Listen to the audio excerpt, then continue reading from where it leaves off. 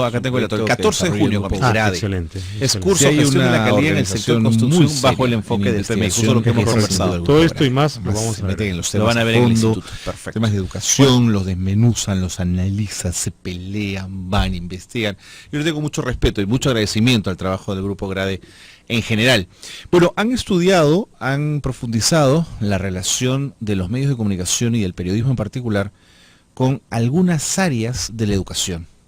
Y los resultados que han encontrado pueden ser absolutamente sorprendentes. Yo quiero presentarles a nuestras invitadas rápidamente para que sean ellas quienes nos cuenten esta historia. Estamos con Paola Baltasar, ella es especialista en educación del Grupo Grade. Bienvenida, Paola, gracias por acompañarnos. Muchas gracias. Y con Verónica Villarán, coordinadora de participación y vigilancia del proyecto Forge del Grupo Grade. Bienvenida, Verónica. Gracias, Carlos, muchas gracias. Comencemos. ¿Por qué primero la investigación? Entiendo que tiene el apoyo de la cooperación canadiense. ¿Por qué intentaron esta línea? ¿Por qué había que mirar esto con tanto detalle? A ver, en el proyecto estamos realmente buscando que educación sea un tema que se trabaje más, que se discuta más y que interpele a todos los actores que tienen algo que decir, los propios ciudadanos. Y los propios ciudadanos tienen que estar mejor informados. Entendemos que el rol de los medios allí es fundamental. Y lo que identificamos es que los medios tienen un tratamiento de temas educativos a veces muy superficial, a veces muy anecdótico, están más centrados en cuestiones de corrupción o de levantar algún tipo, digamos, de escándalo, que no dura mucho, la noticia dura un día y pasamos a lo siguiente, pero no discutimos a profundidad temas de fondo. El proyecto tiene un interés en que estos temas entren a una agenda pública, a una agenda que los medios puedan apoyar en informar mejor. Y lo que hicimos fue un monitoreo de prensa, se levantaron todas las noticias vinculadas a educación a lo largo del año pasado, fueron más de 5.700 noticias identificadas. Eso lo hizo una empresa especializada en monitoreo de medios. Exactamente, lo hizo Noticias Perú, que siguió radio, tele y prensa escrita de una gran cantidad de medios de cobertura nacional a lo largo de todo el año 2015. Lo seguimos haciendo, así que vamos a tener bases por lo menos hasta el 17. Y elegimos 4 temas que consideramos centrales: educación intercultural bilingüe, gestión educativa descentralizada, de acuerdo, que sí es un tema complejo, participación privada en educación, en esta expansión, digamos, del sector privado, y género, no tanto como un tema, sino como un enfoque. Si hay en el tratamiento de noticias una perspectiva de igualdad de género. Entiendo. Concursamos los balances y logramos, como tú decías, Grade hace trabajos rigurosos, en Forge mantenemos la lógica. Se seleccionaron consultores que podían trabajar estos temas. El de educación intercultural bilingüe lo trabajó Roberto Bustamante y lo presentó la semana antepasada. El de gestión educativa descentralizada fue un tándem de José Luis Gargurevich, que es sociólogo experto en temas de descentralización, y Paola Baltasar, que es comunicadora social, con quien vamos a conversar. El de participación privada, que se presenta mañana en el auditorio de Grade, lo ha hecho Raúl Castro, Tito Castro, y el de género, Guadalupe Pérez.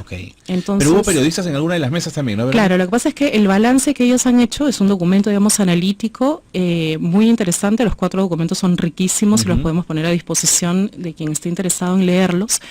Decidimos que teníamos que debatirlos. Entonces las mesas que hemos organizado en este ciclo, que son los jueves a la mañana en Grade, son, digamos, una mesa en la que presenta el consultor y los comentan 2 personas. Entiendo. Uno desde un lugar más académico o técnico y otro más periodístico. Entiendo. Ese es, digamos, este cruce que queremos hacer entre la academia o el mundo técnico que propone algunos temas y cómo el periodismo los recoge, los aprovecha, los difunde si los considera o no relevantes. Paola, vamos a los resultados. ¿Qué fue lo que encontraron? Bueno, en principio analizamos una muestra de un segmento de 1.800 noticias, pero hicimos un énfasis en 100 noticias de temas muy específicos vinculados a la gestión educativa descentralizada. Y encontramos 4 resultados, ¿no? Primero, que los medios recogen una rectoría protagónica del Ministerio de Educación en comparación con los gobiernos regionales. Es decir, en las noticias analizadas, los gobiernos regionales no aparecen como los mensajeros, ¿no? Como quienes hacen o implementan la descentralización en las regiones. Cuando las direcciones regionales de educación hoy son actores fundamentales en ese proceso. Efectivamente, pero los gobiernos regionales son el órgano intermedio. Entonces, ¿qué sucede? La rectoría y el protagonismo que estamos encontrando del Ministerio de Educación tiene que ver con una vinculación directa con las direcciones regionales y la SUGEL, y no se recoge el protagonismo y la responsabilidad y competencia del gobierno regional para la implementación de la política, ¿no? Entonces ahí hay un espacio que tiene que ser reconocido porque el ciudadano tiene que identificar quién es responsable del servicio. Claro, están pasando piola algunos, y digamos. no generar, claro, entonces queremos hacer un énfasis a ver cuál es la postura de los gobiernos regionales, si en verdad no se les está dando espacio o si en verdad quieren pasar desapercibidos. O sea, son dos enfoques que tendríamos que discutir. De acuerdo. ¿Qué más? ¿No? La siguiente tiene que ver con el presupuesto.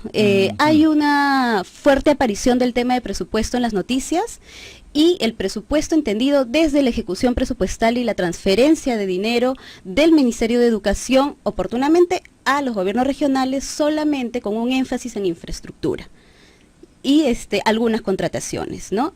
Pero lo que no sabemos es la verdad del otro lado. Efectivamente, los gobiernos regionales pueden estar recibiendo presupuesto, pero no tenemos cuenta noticiosa de si esa plata que se ha transferido se ha ejecutado correctamente, si ha tenido algún problema, si se termina devolviendo o hay algún tema de corrupción o malversación o hay alguna denuncia o hay alguna aclaración sobre si realmente se cumplió la meta que tenía esa transferencia. Ojalá que sí, esperemos que sí, ¿no? Entiendo. Pero la noticia no lo revela, ¿no? Por otro lado, hay una gran demanda de la existencia de los espacios de articulación intergubernamental que existen, que son unos espacios de encuentro entre el gobierno nacional, en este caso el Ministerio de Educación, y los gobiernos regionales para tomar decisiones y coordinar cosas que se van a ir implementando en la política educativa de la región. ¿Y qué pasaba con los medios cuando se ocupaban de ello? Toman algunos temas de agenda más vinculados a la problemática de la ciudad que vende más, como por ejemplo la infraestructura, la deficiencia de infraestructura en algunos temas, algunas demandas de presupuesto quizás para algunos temas, pero no se reconoce el espacio, ese valioso espacio que es la Comisión Intergubernamental donde se encuentran las autoridades nacionales y regionales para resolver los problemas, ¿no? Interesante. Entonces se demanda, pero cuando lo tienen enfrente no se valora. Una opacidad que además el ciudadano no permite por entender que hay procesos interesantes que se están gestionando entre gobierno regional y gobierno nacional, digamos, para fortalecer el espacio de democracia, ¿no?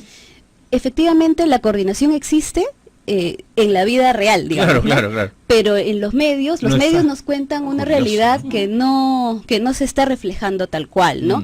Y justamente la metodología del análisis del discurso lo que intenta es ver cómo los medios construyen mensajes y estos a su vez construyen realidades, ¿no? Es decir, lo que me dice el medio de comunicación, si no me lo dice alguien más, yo lo considero real y veraz. Por lo tanto, si tenemos estos tres temas, ¿no? Una rectoría protagónica del ministerio, una eficiencia en la transferencia presupuestal que realiza el ministerio de manera oportuna y espacios de articulación que no se ven que hay una coordinación eficiente entre gobierno nacional y gobierno regional, entonces pareciera que solamente hay un actor que está trabajando mucho, ¿no? Y al otro lado estamos teniendo una pasividad comunicacional de parte de los gobiernos regionales, ¿no? ¿Qué ocurre con el tema de educación intercultural bilingüe? Porque me da la sensación que podría haber cierta exotización del tema, digamos, ¿no es cierto?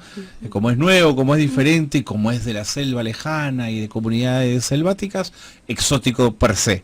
¿Esa es la mirada?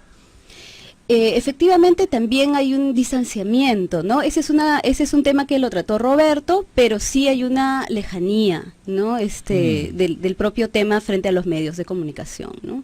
De hecho, la IBE, a ver si uno saca la contabilidad de noticias, es muy poca. Es muy poca. ¿Así? Son muy pocas las noticias sobre educación intercultural bilingüe en estricto.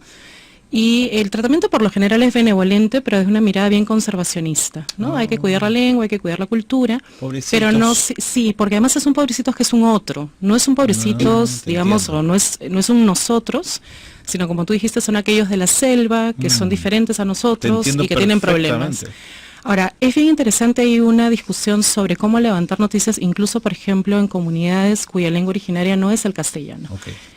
Cuánto los periodistas pueden incluso manejar una lengua originaria que no es el castellano y puedan hacer una entrevista a un padre de familia o un estudiante en su lengua, para desde allí reconocer en realidad también su propia visión de las cosas, ¿no? Hay como demasiadas mediaciones para llegar a emitir una noticia sobre una comunidad aguajún, de la que en realidad entendemos y sabemos poco, pero tampoco pareciera haber mayor interés en entenderla y conocerla mejor, ¿no? De acuerdo. Ahora, si me permites el apunte o la crítica, es que también son 47 lenguas. Sí. O sea, ¿quién se aprende 47 lenguas, Verónica? Estoy totalmente de acuerdo y por eso quizá entre los medios y como comunicadores periodistas habría que pensar en cómo trabajar en las regiones con periodistas locales, cómo fortalecer capacidades y posibilidades de trabajo también, que busque las fuentes, que vaya directo a los casos.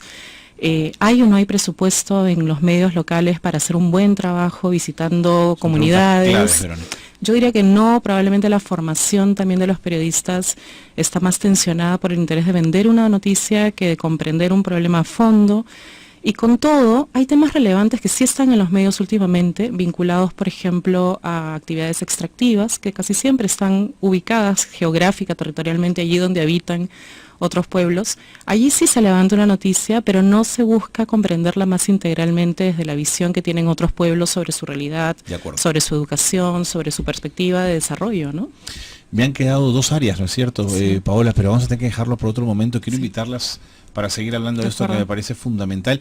Y si podemos acceder a esta investigación, ¿dónde está, Verónica? ¿Dónde la podemos encontrar? Mira, en la página web de Grade, www.grade.org.pe, y luego en la de Forge, es /Forge, están no solamente en este momento notas breves sobre las presentaciones que se han hecho, sino los links a los videos, porque se grabaron las presentaciones. Mañana a las 9 de la mañana tenemos la tercera presentación, la de Tito Castro sobre participación privada, así que ojalá la puedan ver. En el auditorio de Grade, en la avenida Grado 915 Barranco, es abierto, libre.